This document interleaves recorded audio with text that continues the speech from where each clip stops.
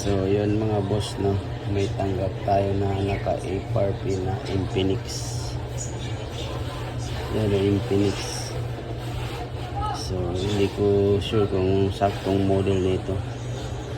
So tinanggal ko na sa unlock tool.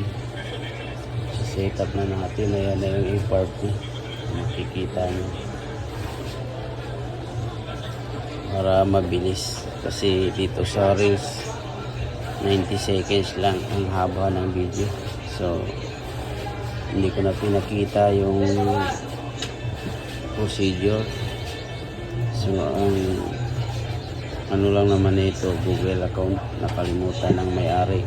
So tara na, set up na tayo. Sa mga ganitong na nahihirapan mag after nila reset, pagawa nyo na lang yan, mura lang naman pagka na direkta kayo sa akin.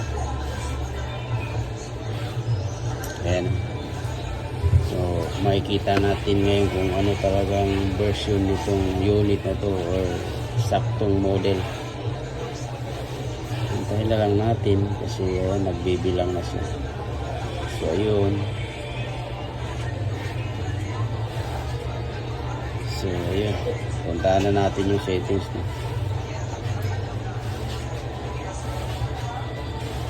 Settings,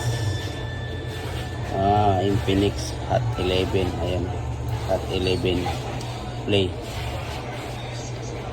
So papakita ko yung lag sign.